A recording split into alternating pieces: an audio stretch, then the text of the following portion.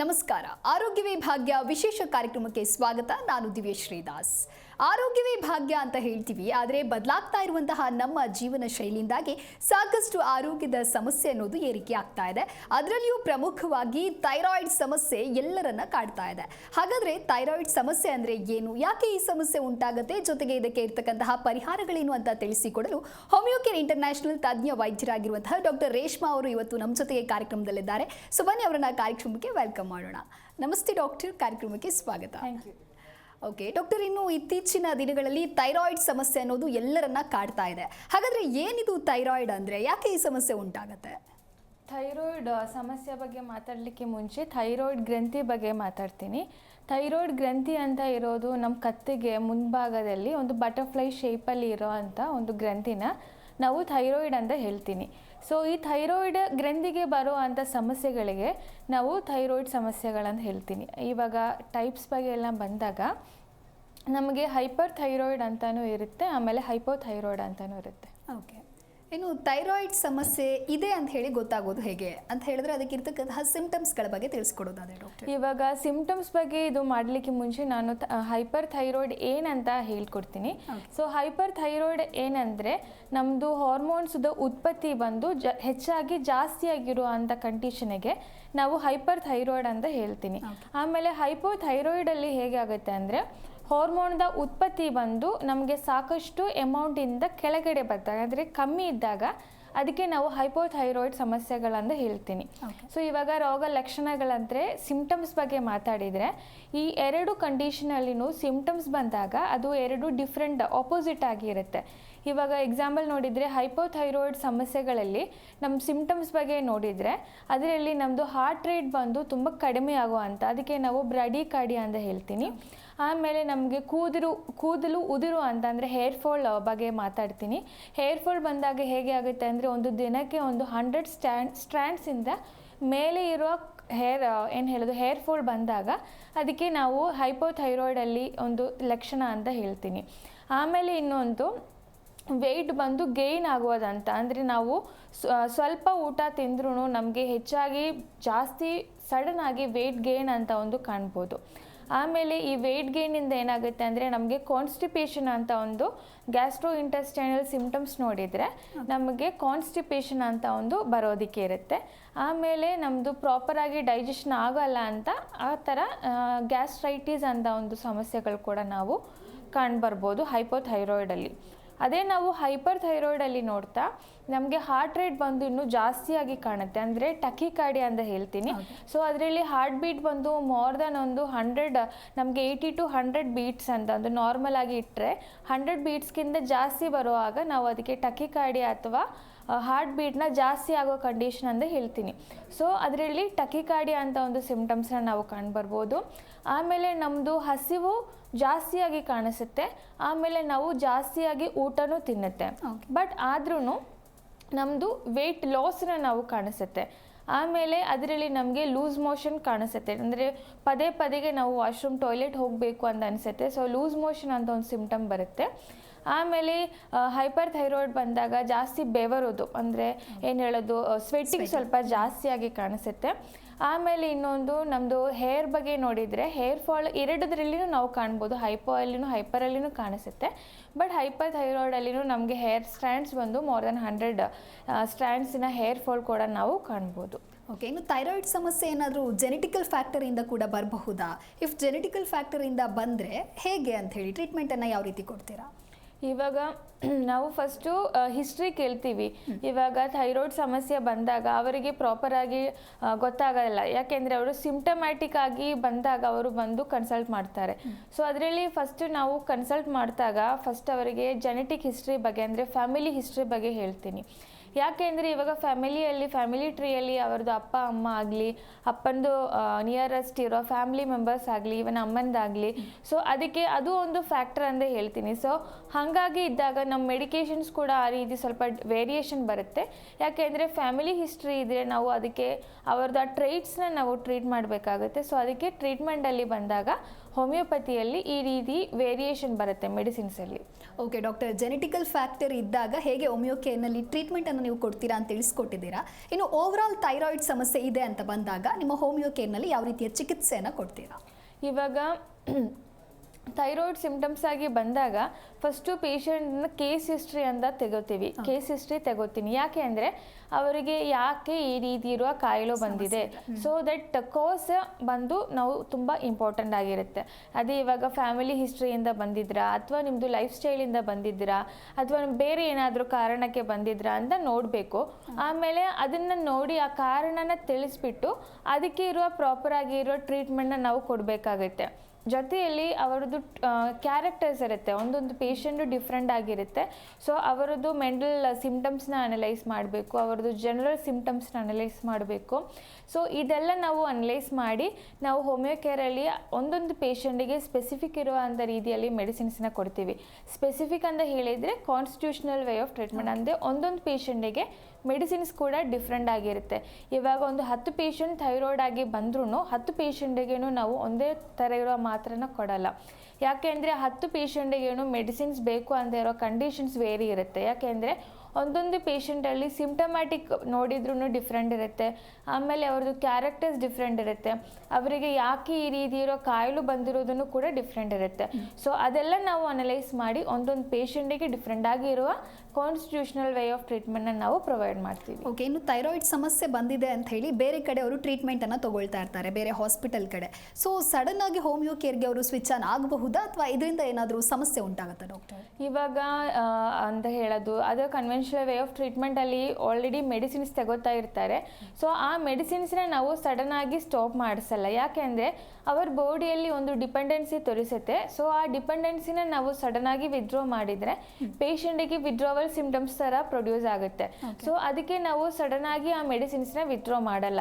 ಇವಾಗ ಅವರು ಎಷ್ಟು MG ತಗೋತಾ ಇದ್ದೀರಾ, ಎಷ್ಟು ದಿನಕ್ಕೆ ಎಷ್ಟು ತಗೋತಾ ಇದ್ದೀರಾ, ಸೊ ಅದೆಲ್ಲ ನಾವು ನೋಡ್ತೀವಿ. ನೋಡಿಬಿಟ್ಟು ಇವಾಗ ದಿನಕ್ಕೆ ಒಂದೊಂದು ತಗೋತಾ ಇದೆ ಅಂದರೆ ಇವಾಗ ಒಂದು 120 mg ಅಥವಾ 75 mg ಎಲ್ಲ ತಗೋತಾ ಇದೆ ಅಂದರೆ ಅವರು ಆ ಒಂದು ಡೋಸೇಜನ್ನ ನಾವು ಕಡಿಮೆ ಮಾಡಿರ್ತೀನಿ. ಅಂದರೆ ಒಂದೊಂದು ದಿನಕ್ಕೆ ತಗೋತಾ ಇರೋದನ್ನ ಒಂದು 2 days ಒನ್ಸಿಗೆ ಮಾಡಿಕೊಡ್ತೀವಿ, ಆಮೇಲೆ 3 days ಒನ್ಸು 4 days ಒನ್ಸು ಹಾಗೆ ಟೇಪರ್ ಡೌನ್ ಮಾಡಿ ಆ ಮೆಡಿಸಿನ್ಸ್ನ ನಾವು ಸ್ಟಾಪ್ ಮಾಡ್ತೀನಿ. ಯಾಕೆಂದರೆ ಹಾಗೆ ಸಡನ್ನಾಗಿ ಸ್ಟಾಪ್ ಮಾಡಿದರೆ ಪೇಷಂಟಿಗೆ ಒಂದು ವಿತ್ಡ್ರಾವಲ್ ಸಿಂಪ್ಟಮ್ಸ್ನ ತೋರಿಸೋದು ಸ್ವಲ್ಪ ಜಾಸ್ತಿ ಆಗಿರುತ್ತೆ. ಸೊ ಟೇಪರ್ ಡೌನ್ ಮೆಥಡಲ್ಲಿ ಆ ಒಂದು ಡಿಪೆಂಡೆನ್ಸಿ ಅಥವಾ ವಿತ್ಡ್ರಾವಲ್ ಸಿಂಪ್ಟಮ್ಸ್ನ ತೋರಿಸೋದು ಕಡಿಮೆ ಆಗುತ್ತೆ. ಯಾಕೆಂದರೆ ಜೊತೆಯಲ್ಲಿ ನಮ್ಮದು ಹೋಮಿಯೋ ಮೆಡಿಸಿನ್ಸ್ ಕೂಡ ಕಂಟಿನ್ಯೂಸ್ ಆಗಿ ಹೋಗ್ತಾ ಇರುತ್ತೆ. ಸೊ ದ್ಯಾಟ್ ಅದು ಮೀದಿ ಇರೋ ಸಿಂಪ್ಟಮ್ಸ್ನ ಟೇಕ್ ಕೇರ್ ಮಾಡುತ್ತೆ. ಸೊ ದಟ್ ವಿತ್ಡ್ರಾವಲ್ ಸಿಂಪ್ಟಮ್ಸ್ನ ತೋರಿಸಲ್ಲ. ಓಕೆ ಡಾಕ್ಟರ್, ಥೈರಾಯ್ಡ್ ಸಮಸ್ಯೆ ಅಂದರೆ ಏನು, ಯಾಕೆ ಬರುತ್ತೆ ಅಂತ ಹೇಳಿ ಹೇಳ್ತಾ ಇದ್ದೀರಾ. ಓಕೆ, ಮಾತನಾಡೋಣ. ಕಾಲರ್ ಒಬ್ಬರು ರೆಡಿ ಇದ್ದಾರೆ. ನಮಸ್ತೆ ಪವಿತ್ರ. ನಮಸ್ತೆ ಮೇಡಮ್. ಎಲ್ಲಿಂದ ಕರೆ ಮಾಡ್ತಾ ಇದ್ದೀರಾ? ನಾವು ಬಳ್ಳಾರಿ ಡಿಸ್ಟ್ರಿಕ್ಟ್ ಇಂದ ತೋರಣಗಲ್ಲಿಂದ ಬಂದಿದ್ದೀವಿ. ಓಕೆ, ಡಾಕ್ಟರ್ ಇದ್ದಾರೆ, ಮಾತನಾಡಿ. ಹಲೋ, ನಮಸ್ತೆ ಮೇಡಮ್. ನಮಸ್ತೆ ಪವಿತ್ರ, ಹೇಳಿ. ಮೇಡಮ್, ನಾವು ಸ್ಕೂಲಿಗೆ ಹೋಗ್ತೀವಿ. ಹೇಳಿ ಕೇಳಿಸ್ತಾ ಇದೆ, ಹೇಳಿ. ಸ್ಕೂಲಿಗೆ ಹೋಗ್ತೀವಿ. 1 year ಇಂದ ಇಲ್ಲಿ ಗಂಟಲು ನೋವನ್ನ ಬರೀ ನೋವು ಆಗುತ್ತೆ, ವಾಯ್ಸೇ ಬರಲ್ಲ. ನೋವಾಗುತ್ತೆ ಅಂದ್ರೆ ನೋವು ವಾಯ್ಸ್ ಬರಲ್ಲ, ನಾವು ಸ್ವಲ್ಪ ಪೇನ್ ಆಗುತ್ತೆ ಅಷ್ಟೇ. ಡಾಕ್ಟ್ರಿಗೆಲ್ಲ ತೋರಿಸಿದೀವಿ, ಇಲ್ಲ ಜಿಲ್ಲಾನಲ್ಲೇ ತೋರಿಸಿದೀವಿ.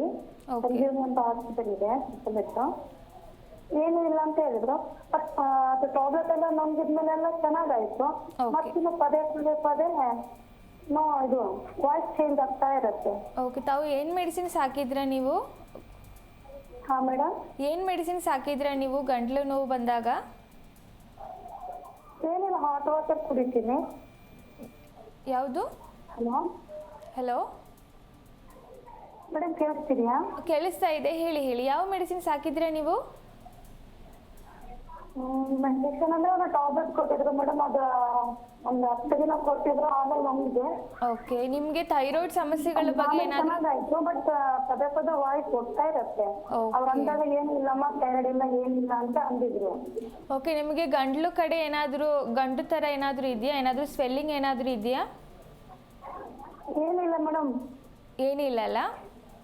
ಏನಿಲ್ಲ, ಬಟ್ ವಾಯ್ಸ್ ಹೋಗ್ತಾ ಇರುತ್ತೆ. ನಾವು ಸ್ಕೂಲಲ್ಲಿ ವರ್ಕ್ ಮಾಡ್ತೀವಿ. ಈ ಜಿಲ್ಲಾ ಏರಿಯಲ್ಲ ಡೆಸ್ಕ್ ಏರಿಯಾನೇ ಇರೋದು. ನಿಮಗೆ ಆಫೀಸಿಂದ ಒಳಗಡೆ ಹಂಗ ಮಿಕ್ಸ್ ಆಗಿ ಪದಾರ್ಥ ಆಗ್ತಿದೆ ಏನಂತ ಗೊತ್ತಾಗ್ತೇನೆ. ಓಕೆ, ನಿಮಗೆ ಹೇರ್ ಫಾಲ್ ಆ ರೀತಿ ಏನಾದರೂ ಸಿಂಪ್ಟಮ್ಸ್ ಇದೆಯಾ? ಮುಟ್ಟೋದು ಅಂದರೆ ಪೀರಿಯಡ್ಸ್ ಆಗೋದ್ರಲ್ಲಿ ಇರೆಗ್ಯುಲಾರಿಟೀಸ್ ಏನಾದರೂ ಇದೆಯಾ? ಹೇರ್ ಫಾಲ್ ಏನಿಲ್ಲ ಮೇಡಮ್, ಬಟ್ ಈ ಕಡೆ ಬೆಕ್ಕಲ್ಲ ಏರಿ ಅಲ್ವಾ, ಹೋಗ್ತಾ ಇರತ್ತೆ ಬರುತ್ತೆ ಅಂದ್ರೆ ಅಷ್ಟೊಂದು ಏನಿಲ್ಲ, ವಾಯ್ಸೇ ಹೋಗ್ತಾ ಇರುತ್ತೆ. ವಾಯ್ಸ್ ಹೋಗ್ತಾ ಇದೆ. ಓಕೆ, ನೀವು ಬ್ಲಡ್ ಟೆಸ್ಟ್ ಏನೂ ಮಾಡಿಸ್ಲಿಲ್ಲ ಇಷ್ಟುವರೆಗೂ? ಅವ್ರೇನು ಕೊಟ್ಟಿದ್ದಿಲ್ಲ ಮೇಡಮ್. ಓಕೆ, ಏನು ಕೊಟ್ಟಿದ್ದಿಲ್ಲ. ಇವಾಗ ಒಂದು ಬ್ಲಡ್ ಟೆಸ್ಟ್ ಮಾಡಿದರೆ ಒಳ್ಳೆಯದಾಗುತ್ತೆ. ಯಾಕೆ ಅಂದರೆ ಥೈರಾಯ್ಡ್ ಸಮಸ್ಯೆಗಳು ಏನಾದರೂ ಇದೆಯಾ ಅಂತ ಗೊತ್ತಾಗಬೇಕು. ಸೊ ದ್ಯಾಟ್ ನಮಗೆ ಅದಕ್ಕೆ ಪ್ರಾಪರಾಗಿರೋ ಟ್ರೀಟ್ಮೆಂಟ್ನ ಅದು ಮಾಡಿದರೆ ನಿಮ್ಮ ಥೈರಾಯ್ಡ್ ಸಮಸ್ಯೆ ಅಂದರೆ ಕಂಪ್ಲೀಟಾಗಿ ಅದು ವಾಸಿ ಆಗುತ್ತೆ ಅದು. ಯಾಕೆಂದರೆ ರೀಸೆಂಟಾಗಿ ನಿಮಗೆ ಬಂದಿರೋದು. ಸೊ ಅದಕ್ಕೆ ರೀಸೆಂಟಾಗಿ ಬಂದಿರೋದು ಅರ್ಲಿ ಡಯಾಗ್ನೋಸಿಸ್ ಮಾಡಿದರೆ ನಾವು ಬೇಗನೆ ಅದಕ್ಕೆ ಟ್ರೀಟ್ಮೆಂಟ್ ಕೊಟ್ಟು ವಾಸಿ ಮಾಡ್ಬೋದು. ಸೊ ಥೈರಾಯ್ಡ್ ಬಂದ್ರೂ ಈ ರೀತಿ ಫ್ರೀಕ್ವೆಂಟಾಗಿ ಸೌಂಡ್ ಹೋಗೋದು ಅಂತ ಬರುತ್ತೆ. ಸೊ ಅದರಲ್ಲಿ ಅದಕ್ಕೆ ಹೇಳಿದ್ದು ಊತ ಥರ ಏನಾದರೂ ಇದೆಯಾ ಅಂತ. ಸೊ ಊತ ಎಲ್ಲ ಬಂದರೆ ಸ್ವಲ್ಪ ಡಿಫಿಕಲ್ಟ್ ಆಗುತ್ತೆ. ಸೊ ಅದಕ್ಕೆ ಪ್ರಾಪರಾಗಿರೋ ಟ್ರೀಟ್ಮೆಂಟ್ನ ನೀವು ಮಾಡಬೇಕಾಗತ್ತೆ. ಓಕೆ, ಥ್ಯಾಂಕ್ ಯು ಪವಿತ್ರ ಕರೆ ಮಾಡಿದ್ದಕ್ಕಾಗಿ. ಎಸ್ ಡಾಕ್ಟರ್ ಹೇಳ್ತಾ ಇದ್ರಿ, ಇನ್ನು ಸಾಕಷ್ಟು ಜನ ಥೈರಾಯ್ಡ್ ಸಮಸ್ಯೆ ಇದೆ ಅಂತ ಹೇಳಿದಾಗ ನೆಗ್ಲೆಕ್ಟ್ ಮಾಡ್ತಾರೆ.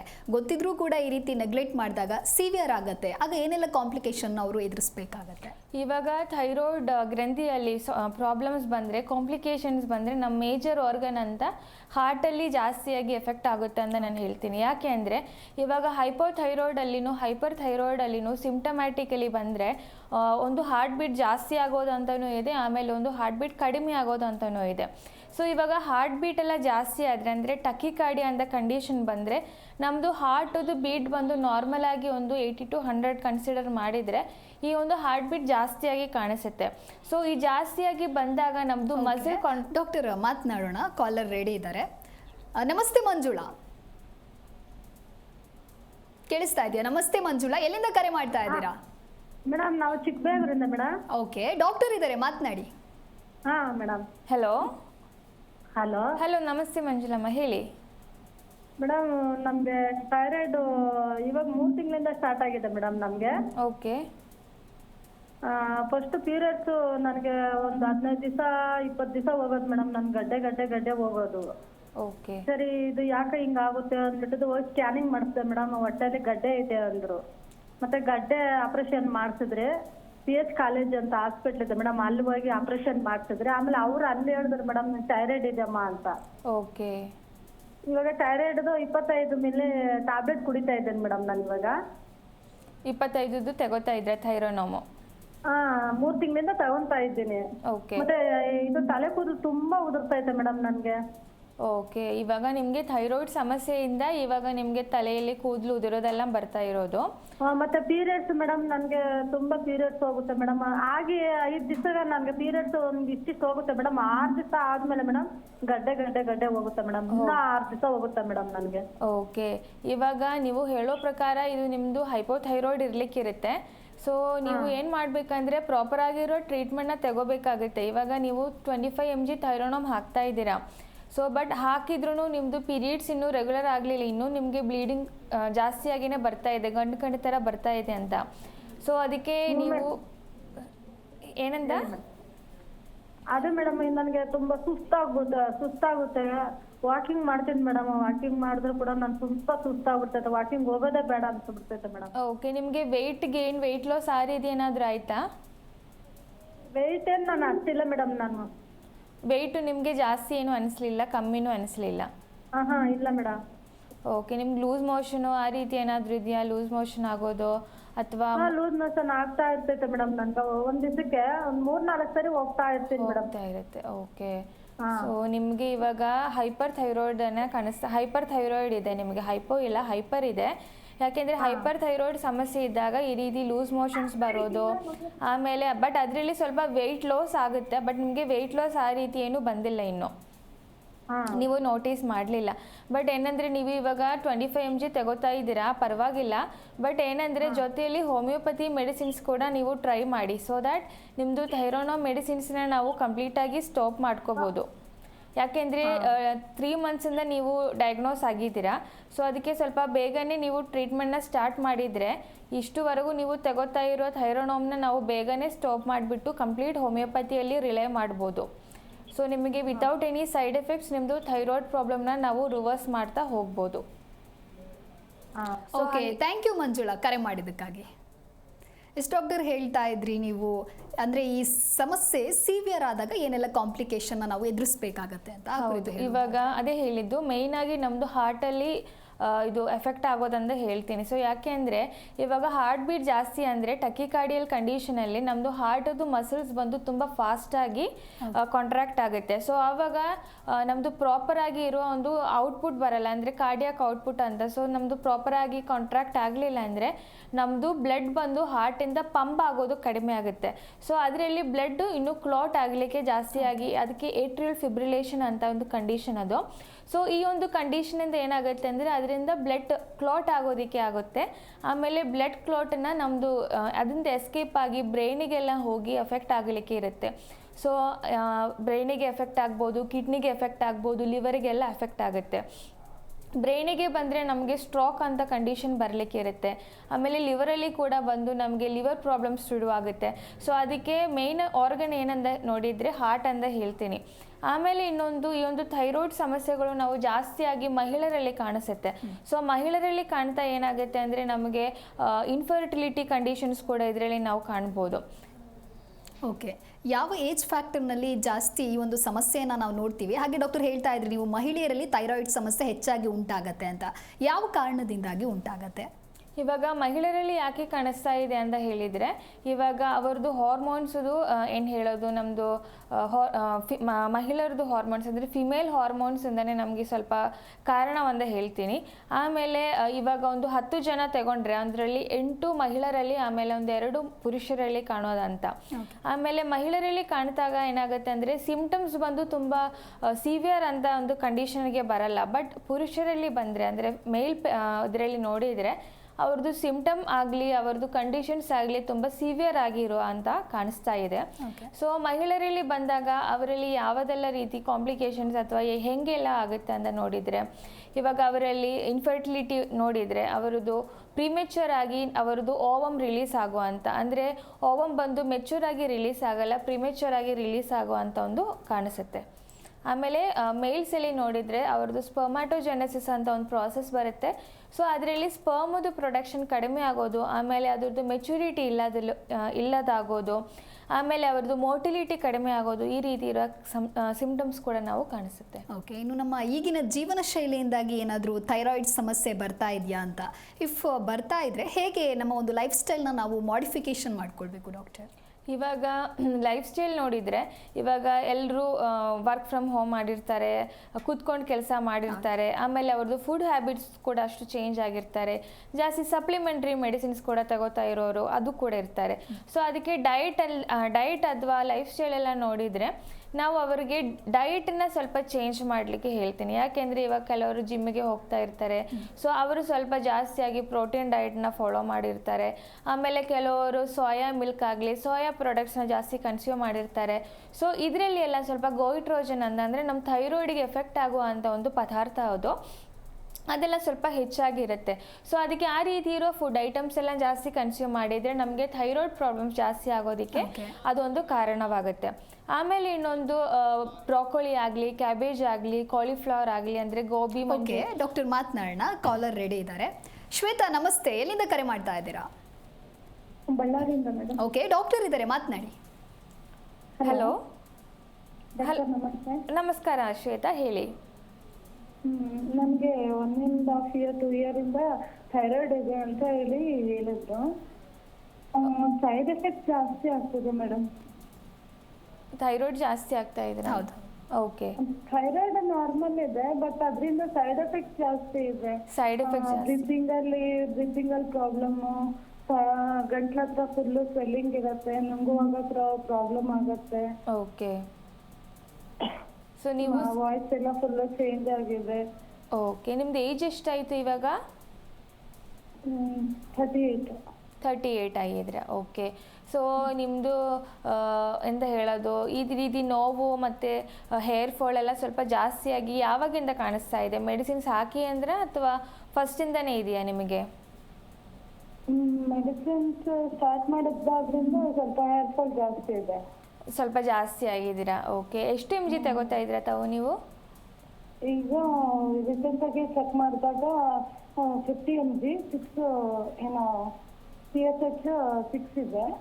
50 mg ತಗೊಳ್ತಿದ್ದೀನಿ. ಬಟ್ ಅದರಿಂದ ಸೈಡ್ ಎಫೆಕ್ಟ್ಸ್ ಜಾಸ್ತಿ ಆಗ್ತಿದೆ ಮೇಡಮ್. ವಾಯ್ಸ್ ಎಲ್ಲ ಚೇಂಜ್ ಆಗತ್ತೆ, ಯಾವಾಗಲೂ ಕೋಲ್ಡ್ ಕಾಫು ಇದ್ದೇ ಇರುತ್ತೆ. ಓಕೆ, ಫ್ರೀಕ್ವೆಂಟ್ ಆಗಿ ಇನ್ಫೆಕ್ಷನ್ಸ್ ಬರ್ತಾ ಇದೆ ನಿಮಗೆ? ಮೇಡಮ್ ಅದರಿಂದ ಬೇರೆ ಬೇರೆ ಅಂತ ಅಂತಿರ್ತಾರೆ. ಸ್ವಲ್ಪ ಅದ್ರ ಬಗ್ಗೆ ಭಯ. ಸ್ವೆಲ್ಲಿಂಗ್ ಜಾಸ್ತಿ ಇದ್ರೆ ಅದು ಕ್ಯಾನ್ಸರ್ಗೆ ಅದು ಕಾರಣ ಆಗತ್ತೆ, ಹಾಗೆ ಹೀಗೆ ಅಂತಾರೆ. ಓಕೆ, ನೀವು ಜಾಸ್ತಿ ಟೆನ್ಷನ್ ಏನು ತಗೋಬೇಡಿ. ಇವಾಗ ನೀವು ಮೆಡಿಸಿನ್ಸ್ ಇವಾಗ ಹೀಗೆ ಹಾಕ್ತಾ ನಿಮಗೆ ಆ ಮೆಡಿಸಿನ್ಸ್ ಸ್ವಲ್ಪ ಡಿಪೆಂಡೆನ್ಸಿ ತೋರಿಸುತ್ತೆ. ಸೊ ಆ ಮೆಡಿಸಿನ್ಸ್ನ ನಾವು ನಮ್ಮದು ಹೋಮಿಯೋ ಕೇರಿಂದ ಮೆಡಿಸಿನ್ಸ್ನ ಶುರು ಮಾಡಿ ಆದ ನಂತರ ನಿಮ್ಮ ಮೆಡಿಸಿನ್ಸ್ನ ನಾವು ಟೇಪರ್ ಡೌನ್ ಮಾಡಿ ಕೊಡ್ತೀವಿ. ಸೊ ಹಾಗಾಗಿ ನಿಮ್ಮದು ಸೈಡ್ ಎಫೆಕ್ಟ್ಸ್ ಇರೋದೆಲ್ಲ ಕಡಿಮೆ ಆಗುತ್ತೆ. ಫ್ರೀಕ್ವೆಂಟಾಗಿ ನಿಮಗೆ ಕೆಮ್ಮು ಬರೋದಾಗಲಿ, ಗಂಟ್ಲು ನೋವು ಬರೋದಾಗಲಿ, ಸೊ ಇದೆಲ್ಲ ಕಡಿಮೆ ಆಗುತ್ತೆ. ಜೊತೆ ಊತ ಏನಾದರೂ, ಈಗ ಊತ ಕೂಡ ಸ್ವೆಲ್ಲಿಂಗ್ ಇದೆ ಅಂತ ಇದ್ರಲ್ಲ, ಅದು ಕೂಡ ಕಡಿಮೆ ಆಗುತ್ತೆ. ಸೊ ನಾವು ಏನಂದರೆ ನಿಮ್ಮ ಹತ್ತಿರ ಇರೋ ಶಾಖೆಗೆ ಬಂದು ಭೇಟಿಯಾಗಿ ಸೊ ನಿಮ್ಮದು ಕಂಡೀಷನ್ನ ಕರೆಕ್ಟಾಗಿ ಅನಲೈಸ್ ಮಾಡಿ ನಾವು ಹೇಳ್ತೀನಿ ಹೇಗೆ ಅದನ್ನು ಮ್ಯಾನೇಜ್ ಮಾಡಬೇಕು ಅಂತ. ಜೊತೆಯಲ್ಲಿ ಡಯಟ್ ಪ್ಲಾನ್ ಕೂಡ ಹೇಳ್ಕೊಡ್ತೀವಿ. ಸೊ ಅದನ್ನು ನೀವು ರೆಗ್ಯುಲರಾಗಿ ಫಾಲೋ ಮಾಡಿದರೆ ನಿಮ್ಮದು ಥೈರಾಯ್ಡ್ ಸಮಸ್ಯೆನ 100% ನಾವು ರಿವರ್ಸ್ ಮಾಡ್ತಾ ಹೋಗ್ಬೋದು.